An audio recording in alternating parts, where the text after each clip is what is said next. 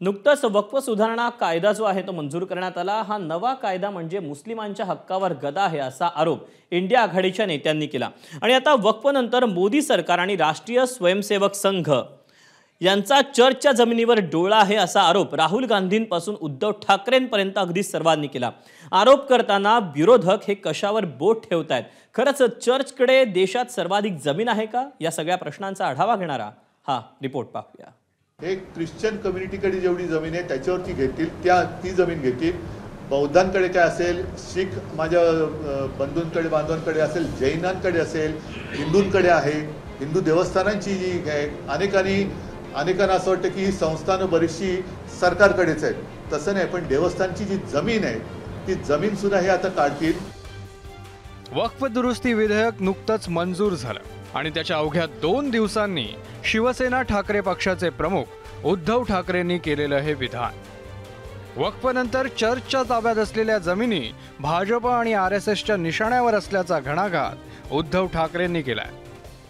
आता पुढची पायरी हे ख्रिश्चन कम्युनिटीकडे जेवढी जमीन आहे त्याच्यावरती घेतील ती जमीन घेतील। बौद्धांकडे काय असेल, शीख माझ्या बंधूंकडे बांधवांकडे असेल, जैनांकडे असेल, हिंदूंकडे आहे, हिंदू देवस्थानांची जी आहे, अनेकांना असं वाटतं की ही संस्थानं बरीचशी सरकारकडेच आहेत।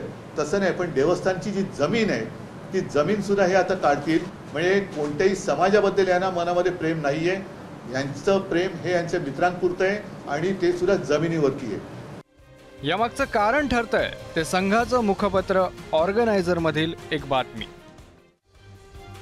भारतात सर्वाधिक जमिनी कुणाकडे या नावानं शशांक कुमार द्विवेदींचा लेख द ऑर्गनायझर मध्ये छापण्यात आला होता। सर्वाधिक जमीन कॅथलिक चर्चकडे की वक्फ बोर्डाकडे असा सवाल त्यातून उपस्थित करण्यात आला होता। कॅथलिक संस्थांकडे देशातील 7 कोटी हेक्टर जमीन असल्याचा दावा आहे। कॅथलिक संस्था ही सर्वाधिक जमीन असणारी सर्वात मोठी बिगर सरकारी संस्था आहे। 2021च्या माहितीनुसार कॅथलिक चर्चकडे 17 कोटी 29 लाख एकर जमीन आहे। ब्रिटिश काळात यापैकी सर्वाधिक जमीन चर्चच्या ताब्यात देण्यात आली होती। 1965च्या कायद्यानुसार ब्रिटिशांनी भाड्यानं दिलेली जागा चर्चची मानता येत नाही, पण 1965चा कायदा नीट अंमलात न आल्यानं आजही अनेक जमिनी चर्चच्या मालकीच्या आहेत। याच संदर्भात काँग्रेसचे राहुल गांधी यांनीही ट्विटरवर पोस्ट करत संघाकडे बोट दाखवलं होतं। वक्फ दुरुस्ती कायदा हा मुस्लिम समाजावरचा हल्ला आहे। भविष्यात इतर समुदाय देखील निशाण्यावर आहेत। लवकरच RSS ख्रिश्चन समुदायाला लक्ष करेल। या सगळ्यापासून वाचण्यासाठी संविधान ही एकमेव ढाल आपल्याकडे आहे। अशा हल्ल्यापासून देशाला वाचवणं हे आपलं सामूहिक कर्तव्य आहे। भारतात वक्फ बोर्डाकडे साधारण 39 लाख एकर जागा आहे, पण त्याही पेक्षा जास्त जागा चर्चकडे असल्याचा दावा करण्यात येतोय आणि ही जमीन ताब्यात घेण्यासाठी सरकार लवकरच मोहीम सुरू करणार असल्याचं भाकीत विरोधक वर्तवतायत। ऑर्गनायझर हे राष्ट्रीय स्वयंसेवक संघाचे मुखपत्र आहे। या मासिकामध्ये छापून आलं ते ख्रिश्चन धर्मियांकडे वक्फपेक्षा अधिकच्या जमिनी आहेत। याचा दुसरा अर्थ असा की आता मुसलमानांच्या जमिनी झाल्या, आता ख्रिश्चनांच्या जमिनी ताब्यात घ्या। वक्फ याचा अर्थ दान।